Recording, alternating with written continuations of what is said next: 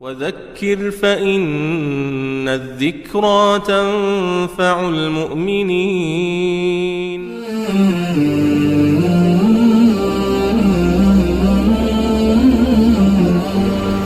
بسم الله الرحمن الرحيم. الحمد لله رب العالمين، والصلاة والسلام على سيدنا وحبيبنا محمد وعلى آله وأصحابه أجمعين.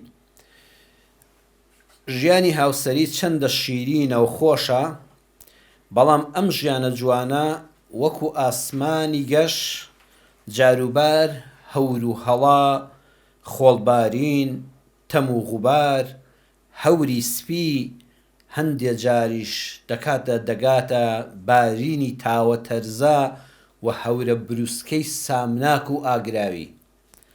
ڕێک بەڕێزان، ژیانی هاوسەریش ئاوایە. ڕۆژانێکی هەن کەوا وەکو ئاسمانی شین و ساف و بێگەردوایە بەینی تۆ هاوسەرت. ماڵێکی بێ ئاژاوە هەر شیرینە سەیریکەی، وەکو ئاسمان کاتێککە ژینگە پاک بێت چەند جوان دەبێتەوە، هەر شیرینە سەیری ئاسمانی شینی کاڵکەی. بەڵام جارجارانیش هەورێکی سپی دێ، واتە دەمەبواڵەیەک لە بینی ژنومێردا دروست دەبێت. جاری شەیە دەمەبواڵەکە ئەبێتە تەم و غوبار، لە تەما هیچ نابینی، هیچ ئەستێرەیەک لە ئاسمانە نابینی، هیچ ڕووناکیەکی خۆر نابینی. تەمێکیش دەگاتە سەرماڵ، تەمیش جار هەیە نێوانی هاوسەرەکاندا دەپۆشێ. جاریش هەیە وەکو تاوی تەرزەگ لێی بەسەریەکە دەبارێنن. هەندێ جاریش گڕیان لێ دەبێتەوە، دەبێتە هەورە بروسکە. ئەگەر ژیرانە مامەڵە نەکەن، چۆن هەورە بروسکە مرۆڤەکان دەکوژێ و شتەکان دەسووتێنێ و دارەکان لە ڕێگەوە هەڵدەتەکێنێ، ئاواش هەورە بروسکەی ناکۆچی نێوان ژن و مێرد ئاگر دروست دەکا و دەگاتە جیابوونەوە تەلاق بەنا بەخوا. بەڵام کاتێک کە ئاسمان لێڵی پێوەیە، خۆڵبارانی هەیە، تەم و غوباری هەیە، هەوری سپی هەیە، ناڕازی مەبە، ئارام بگرە. دوای نیو سعاتێک تەماشا دەکەی ئاسمان ساماڵ بۆەوە. دوای ئەو تاوە بارانە، ئەو تاوە تەرزە، زۆر جارها خۆرە تاو دێ، زۆر دیمەنێکی جوانە. ئارام بگرە، مەشێوێ، مەشڵەژێ، ماڵەکە شلوێ مەکە، دڵنیابە ڕووناکی دەکەوێتەوە ئەو ماڵە. چەند یادخستنەوەیەک بۆ ژن و مێردی بەختەوەر، ئاگادار بە ئارامی ماڵەکە نەشێوێ. یەکەم، ئاگاداری دەوروبەرتان بن، بزانن لەگەڵ کێدا دۆستایەتی دەکەن، تێکەڵاوی کێ دەکەن، سنووری مامەڵە و پەیوەندیەکانتان بزانن، چونکە زۆر جار کێشەی خێزان لەو شوێن و کەسانەوە سەر هەڵدەدات کە هاتوچۆیان دەکەین و کە تێکەڵاویان دەبین. زۆربەی کێشەکانمان لەو کەسانەوەن کە زۆر تێکەڵاویانین، کە زۆر هاتوچۆمان دەکەن. و ژن و مێردی موسڵمانی ژیر ئەبێ بزانێ زۆرترین تێکەڵاوی لەگەڵ چ ماڵ و چ بنەماڵەیەکە. لا تصاحب إلا مؤمنا ولا يأكل طعامك إلا تقي. پێغەمبەری خوا صلی الله عليه وسلم دەفەرمێ هاوڕێیەتی ئیماندار نەبێ مەیکە. هاوڕێیەتی ئیماندار نەبێ مەیکە، یعنی ئیماندار هەرچی لە مزگەوت بینیت و ئەهلی قیبلە بوو بەلای ئێمەوە ئیماندارە. بەڵام ولا يأكل طعامك إلا تقي، ئەوەی کە هاتوو چۆی ماڵت دەکا و لەسەر سفرەنانت دەخوا هەر شەرد نییە ئیماندار بێ. واتە هەر کەسێکت لە مزگەوت بینی نابێ بیهێنێ ماڵەوە، نابێ بیکەی بە ئاشنای سەر سفرەت، نابێ سڕ و نهێنی ماڵ و حاڵی خۆی بتخەیە بەردەست. ڕاستە کەسەکە ئەهلی شەو نوێژە، قورئان خوێندنە، نوێژی جەماعەتە، نوێژی بەیانیان لە مزگەوت دەیبینی، عیشایان لە مزگەوت دەیبینی، بەڵام هێشتا شایەنی ئەوە نییە هاوڕێت بێ لە ماڵەوە لەگەڵ خێزان تێکەڵاویتان بۆ دروست بێ، یەک سفرە بن، یەک ماڵ بن. ئیلا تەقیون. تەقی چێیە؟ بە ئەزمون بۆ تاقی بوو بێتەوە خواناسە، حەڵاڵ خۆرە، واریعە، دەمپاکە، دڵپاکە، ژیرە، دانایە، بەوەفایە، جێی متمانەیە، ڕازدار و نیهێنی پارێزە. ئەم هەموو سیفاتەی تێدا بوون، ئەم جا متەقیە. ئەوە نەبێ تێکەڵاوی مەبە. دووەمیان، نە هەمیشە بەیەکەوە بن، نە لە یەک دوور بن بۆ ماوەیەکی زۆر. غاندی کاتی خۆی بە هاوسەرەکەی وتووە ئەی باشترینم چەند وشەیەکی جوانە. کافرێک بەکاری بێنە وشەیەکی جوانی بەکارهێناوە. باشترینم بەخوا باشترین کەسێک بۆ مرۆڤ هاوسەری ژیانێتی. پێی وتوە باشترینم هونەر لە مەوداکاندایە. زۆر لە یەک نزیک بوون دەمان سووتێنێ، زۆر لە یەکتر دوور بوون دەمان بەستێ. هونەری ژن و مێردایەتی لەو مەودایەدایە. بەردەوام بەیەکەوە بی دەسووتەی.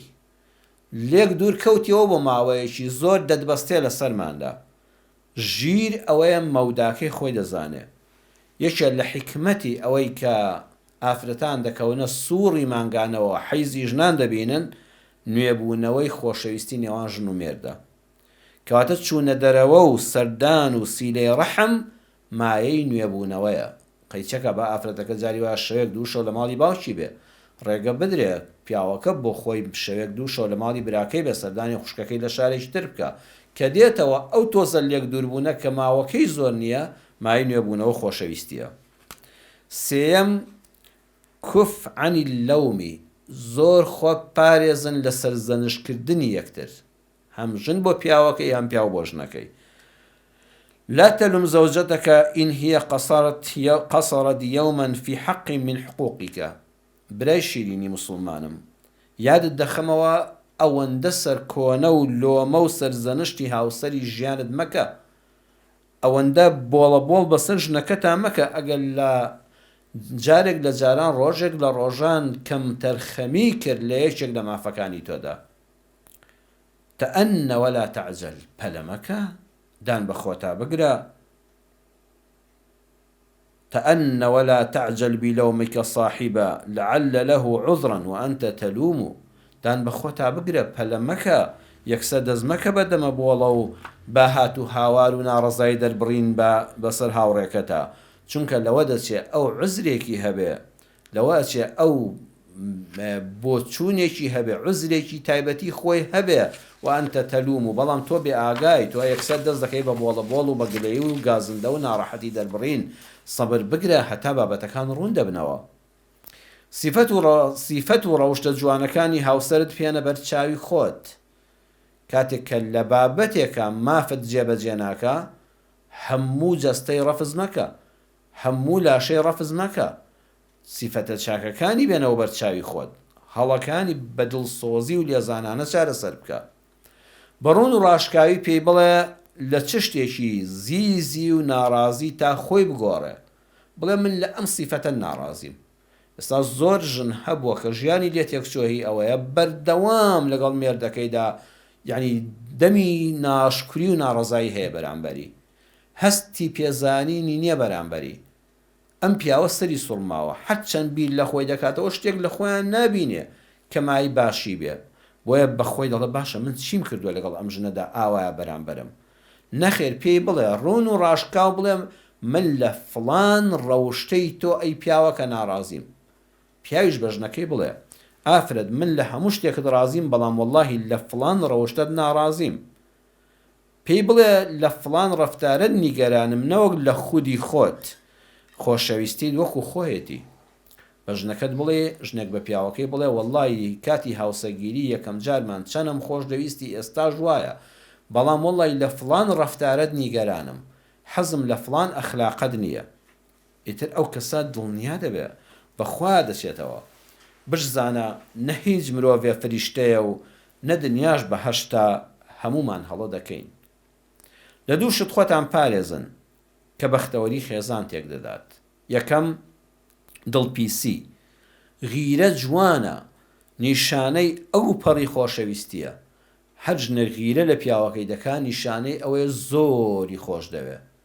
هەر پیاوێ غیرەی پیاوانەی هەیە بەرامبەر بە ژنەکەی، نیشانەی ئەوەیە ژنەکەی خۆی زۆر خۆش دەوێ و پیاوێکی مەرد و بە ڕەوش بەرزە. بەڵام دڵپیسی وێرانکەرە، چاولیە یەک تاڵەمویان بینە. غیرە جوانە و نیشانەی ئەو پەڕی خۆشەویستیە، لە تاڵەمۆکە پەڕیە ئەمبەرەوە ئەبێتە دڵپیسی وێرانکەر. یاخوا پیاو یان ژن بەدڕەفتار نەبێ، بەخوا بە دڵپیسی کۆنتڕۆڵ ناکرێ. دڵپیسی خۆت دەسووتێنێ. هاوسەری ژیانت بەناڕەوا دەسووتێنێ و قەتیش دڵت ئیسراحەت ناکە و هەرگیز پیاوێک ناتوانێت ژنەکەی خوا نەخواستە لە ڕووی خوشکان و دایکان و ئافرەتانی بەڕێز کە بەدڕەفتار و لاڕێبێ بە دڵپیسی و بە چاودێری و بە مراقەبە بیجارڕێتەوە یاخوا پیاویش چاو لە دەر و خراپەکار نەبێ بەخوا بە دڵپیسی و بە چاودێری و بە ژیان تاڵکردنی هاوسەرەکەی لێ و مراقەبەکردنی لە ورد و درشتی ژیانیدا هێشتا زەوتی ئەو پیاوە چاو لە دەرە ناکە هێشتا کاری خۆی هەردەکە. گۆڤاری دوانگە هەیە کۆمەڵک مامۆستای ئاینی دەری دەکەن گۆڤاری دوانگە ژمارە 16 لاپەڕە 79 لە گۆڤاری دوانگەدا لەو ژمارە 16 لاپەڕە 79دا وەکو نوکتە و قسەیەکی جوان شتێکی جوانم خوێندەوە. مامۆستایەک دەڵێ ژنێک دڵی لە پیاوەکەی پیس بوو غیرەکەی بوو بە دڵپیسی واقعەن کابراش خراپ بوو چاو لە دەر بوو دەستێک کەڵ بوو لەگەڵ ئافرەتێکا پەیوەندی هەبوو ژنەکەی کەوتبۆ گومانەوە لێی بۆیە کاتێک ڕۆژی چاوتی دەسم دەستنوێژ دەگرم مۆبایلەکەی دانابوو پێشتر تەلەفۆنی پێدەکرد فریان نەکەوت و بینکەوە مۆبایلەکەی لێ وەرگوتی پیاوەکە باسەی شتێکەکەم وتی خەیچێکە ئاساییە بە ناوەکاندا گەڕا بزانە داخۆ ناوێکی تێدایە کە تەماشای کرد ناوێک خەزم کراوە بە ناوی هەزناسک ژنەکە وتی ها ئەی غەددار ئەم هەزناسکە چێیە وەڵا هەر 100 تەلەفۆنی بۆ کرد کە تەلەفۆنی بۆ کەسێکە خەسوویەتی دایکی پیاوەکەیە وتی ئامۆژن چۆنی وتی کوڕم چۆنی وتی وەڵا دایکیا منم وکەکەتم ئەحواڵ چۆنە و شکر باشی وەڵا فڵانکە زۆر دەستنوێژ دەگرێەوەی تر بە تەریخێکەوە نێزانین چۆن خواحافیزی لێ بکە گەڕا لە ناوەکاندا دانێشکەی دۆزیە و نووسا بوو زمان شیرین وتی ئەمەیانە ئەوە ئەم زمان شیرینە چێە لەگەڵتایە تەلەفۆنی بۆ ئەویش کرد وتی ها کاکەی گیان وتی وەڵا کاکە نییە براژنتم سەیکە خوشتی پیاوەکەیە دانێشکەی نووسی بوو شازادەکەم وتی بزانم ئەم شازادەیانی چێە کە جەڕەسی کرد تەماشا دەکە مۆبایلەکەی خۆی جەڕەس لێدا خێزانی خۆی بە ناوی شازادەکەمەوە خەزم کردبوو وەڵا پیاوەکە هاتەوە لە دەستنوێژ و ژنەکە و داوای لێبوردنی لێکردوتی چەند وەختە هەڵە بووم بەرامبەرت واللهی تۆ باشترین پیاوی جیهانی زۆر بەڕێزی بۆیە ئەم ناوانە دوا بەڕێزەوە خەزم کردووە چیزیە ڕشتی هەبوودایە وتی بیبە بۆ خۆت بیفرۆشەوە مەسرەفی ماڵی پێ بکە ئەوەندە خۆت هیلاک مەکە بەڵام ژنەی بێ ئاگا کە بە حیسابی خۆی بەم مراقەبە و چاودێری دڵپیسیە دەویست لە مێردەکەی بەدەست بێنێتەوە لە دەستی نەچێ کابرای فێڵباز و ڕێوی سیفەت ناوی خۆشەویستەکەی و ژنەکەی کە دەستی لەگەڵ تێکەڵاو کردبوو بە حاجی ساڵح تۆماری کردووە هەر جارێکیش تەلەفۆن کرد ئەوە دەیگوت ئەوە چێژ نەکە نووسە وەڵاوە حاجی ساڵحە ئەوە حاجی ساڵحە معاملەیەکم لەگەڵی هەیە ناوی ئەوی نووسی بۆ حاجی ساڵح زێڕی ژنەکانیدا بوو بۆ ئافرەتەی کە بەداخەوە بە حرامی لەگەڵیا بوو بۆیە نەژن بە مراقەبە و دڵپیسی کۆنتڕۆڵ دەکرێت نەپیاو ئەو دەبێت خۆی دیندار بێ و ڕەوشبەرز بێ با غیرە هەبێ بەڵام ئامان خۆتان بپارێزن لە دڵپیسی چونکە دڵپیسی ژیان وێران دەکات. دووەم لە کاتی نەبوونی و دەستکورتیدا کە تاقیکردنەوەیەکی خوایە ژن و مێرد ئارام بگرن و لەزەت لەو کەم دەستیان وەربگرن بە تایبەت ژن بۆڵە بەسەر مێردەکەیدا نەکات وەڵی دەتوانێت جار هەیە بە مریشکێک بەقەدەر مەڕێک خۆشی بخاتە ئەو سفرەیەوە ژنی لێزان و پیاو بە شکرانە بژێری و ئەو ژوورە بچکۆلە وا بڕازێنەوە وا خۆشحاڵی و پێکەنین و زەردەخەنە و نوکتە و بەدەمەوە یەکبوونی یەکتریان هەبێ لەگەڵ مناڵەکانە ئەو ژوورە گەورە دەبێ پڕ دەبێت لە ڕۆشنایی سەری دەڕوا بۆ ئاسمان ئەم لاولاکانی بۆ ڕۆژهەڵات و ڕۆژئاوا فراوان دەبن لە کونی دەرزیدا لەگەڵ خۆشەویستەکەداوی لە کۆشکای لە کۆشکابی لەگەڵ کەسێکا کە ناحەستا دەبێتە کونی دەرزی و بچووکتریش. پیرەمێردی شاعیر و فەیلسوفی گەورەی کورد زۆر جوان فەرموویەتی ئازا لە جەنگە خوێش بە زەبوونی دۆست بە تەنگانە ژن بە نەبوونی بەخوا جوانی فەرمووە ئەمانە لە مەوقیفە لە هەڵوێستا تاقی دەبنەوە. خەڵک کاتێک کە دانیشتووە و جەو ئارامە و تەق و تۆق نییە هیچ شەڕ و هەرایەک نییە هەموو کەس قارەمانە هیوا هەیە باسی قارەمانێتی زەمانی خۆی پێشمەرگایەتی دەیگێڕێتەوە بەخوا واژ نییە چونکە هیچ نییە نەتەق و تۆقێکە نە شەڕ و هەرایەکە ئازال لە جەنگا دەرەکەوێت ئەو کاتەی گولە وەکو باران دەبارێ گوڵ نابارێ گولە دەبارێ ئەو کاتە پیاوی قارەمان و ئازا و ڕەشید دەردەکەوێ کە لە گولە سڵ ناکاتەوە و دوژمن دەشکێنێ، ئازاد لە جەنگا دەرەکەوێ، خوێش بە زەبوونی خزم لە کاتی لێ قەومانە دەرەکەوێ، لە کاتێکا کە هەژاری بزانە چەند کەس خۆی بە خزمت دەزانێ.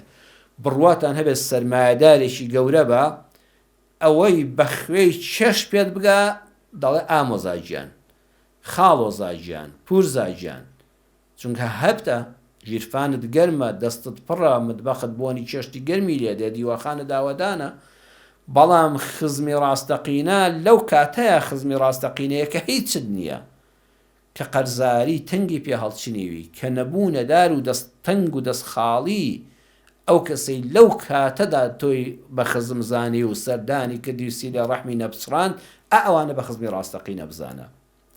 دۆست بە تەنگانە لە کاتی هەبوونیدا هاوڕێ یەکجار زۆرە. وەڵا برا حەز دەکەی تۆ ڕۆژانە خەڵک داوەت کە 2000 هاوڕێت دەبێت لە ڕۆژێکە، بەڵام لە تەنگانەی ژیانە گرنگ ئەوەیە هاوڕێت بێ و دڵنەوایت بکە و پشتت تێنەکا و دەستبارت بێ. ژنیش بەچی تاقی دەبێتەوە؟ بە نەبوونی. ژنی چاک ئەو ژنەیە لە نەبوونیدا ڕازی بێ پێت. ئەینا کابرا ئەلحەمدولیلا لە هیچی کەم نییە، ساری گرانبەها، خانووی گرانبەها، زێڕ و زی و بە چیلۆ، تۆ بڵێ ئەم ژنە شێت بوو بێ هار بوو بێ بە گژەم مێردای بچێ؟ نەوەڵڵا. بەڵام ژن بە نەبوونی تاقی دەبێتەوە، ئەو کاتێک کە هیچی نییە پیاوەکە و ژنەکە بەسەر خۆی ناهێنێ، لای میوان شکوای حاڵی خۆیان ناکە، لای ماڵە خەزورانی گلەی لە پیاوەکەی نییە بڵێ براکانی هەموو بوون بەشت و ئەم گەلۆرەی ئێمە هیچ نییە و ڕەنج بە خەسار بووم و 100 دەوڵەمەند کوڕە دەوڵەمەند ئامادە بوو بێتە خوازبێنیم، هەموو واز لێ هێنا لەبەر خاتی تۆ مێشکی وەکو دارکونکەرە بکۆڵێ. نەخێر، دەڵێ من مادام تۆم هەی هەموو دنیام هەیە. ئەی پیاوی بەڕێزم، من دنیام دەوێت لەگەڵ تۆدا، دنیام ناوێ بەبێتەوە. ئەوە ژنی ڕاستەقینەیە، ژن لە نەبوونیدا دەردەکەوێت. زانای پایەبەرز خوالەی خۆش بێ پرۆفیسۆر دکتۆر مستەفا زەڵمی لە کتێبەکەیدا بیرەوەریەکانی بە ناوی کاروانی ژیانم لە لاپەڕی 284دا دەفەرمێ لام وایە هیچ شتێک لەوە جوانتر نییە ژن و مێرد هاوبەش بن لە بوون و نەبووندا. دەفەرمێ بەڕاستی جوانیان دەکەن، هەبوو بوون بە یەکەوە شکوری خوا دەکەن، نەبوو بوون خەڵک لە خۆیان تێناگەێرن، بە یەکەوە سەبر دەگرن. ئەم ژن و مێردە بەوە جوان دەبن، لە خۆشی و ناخۆشیدا بەیەکەوەن. ئەگەر پێکەنین بێ بەیەکەوە پێدەکەنن، ئەگەر تەنگانە بێ بەیەکەوە ناڕەحەت دەبن. بە جۆری چوە کەس لە دەرەوە بە کێشەکان نازانێ. دەفەرمێ ژیانی ژن و مێردایەتی وەکو کۆمپانیایەک وایە. دکتۆر مستەفا زەڵمی دەفەرمێ ژیانی ژن و مێردایەتی وەکو کۆمپانیایەک وایە، ئەستا شەریکەیەک کۆمپانیایەک کەسێک خاوەنێتی. دەفەرمێت دەزمایی دەوێ. دەزمایەی کۆمپانیای ژن و مێردایەتی چییە؟ دووشتە. دەزمایەکەی لە کۆمپانیا دەبێت دووشتێ بێت، دینار و دۆلاری هەبێ. کۆمپانیای ژن و مێردایەتی بۆ ئەوەی قازانج بکا و فراوان بێ و فەرعی تری لێ بێتەوە و ماڵی تری لێ بکەوێتەوە، دووشتە لە جیاتی دۆلار و دینار. خۆشەویستی و ڕێزگرتن هەیە، هاوسەرەکەشی زۆ خۆش دەوێت، بەڵام بەداخەوە ڕێزی لێ ناگرێ، یعنی زمانی ڕێزگرتنی نییە. هەیە زۆر بەڕێزە بۆ هاوسەرەکەی، هەر خۆی ناتوانێت سوکاتی بە کەس بکە، بەڵام بەداخەوە لە دڵەوە هاوسەرەکەی خۆش ناوێ. ئەم دوانە دەبێت هەردووکیان هەبن.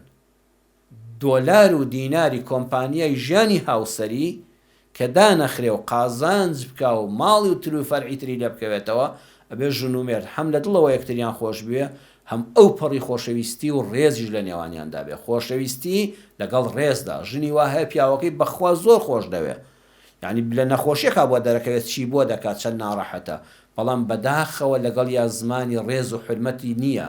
هەر لەبەر چاوی میوانەکانە تەریقی دەکاتەوە، لە کاتێکا خۆشیشی دەوێ، خۆشەویستی و ڕێز. دەفەرمێ قازانجی ئەم کۆمپانیایە بریتیە لە ئاسوودەی دڵ و کامەرانی خۆشبەختی. هەر ژنێک لەگەڵ هاوسەرەکەیدا، هەر پیاوێک لەگەڵ ژنەکەیدا خۆشەویستی و ڕێزیان هەبوو، کۆمپانیایەکن، شەریکەیەکن، قازانج دەکەن. ئەم قازانجە فراوان دەبێت لە شاریش کەش کۆمپانیایەک دەکەنەوە، یعنی منداڵەکانیان دەبنە خاوەنی هاوسەری خۆیان، کوڕەکەی ژن دێنەوە دەبێتە ماڵی خۆی، 1000 ماڵی دێ دەکەوێتەوە.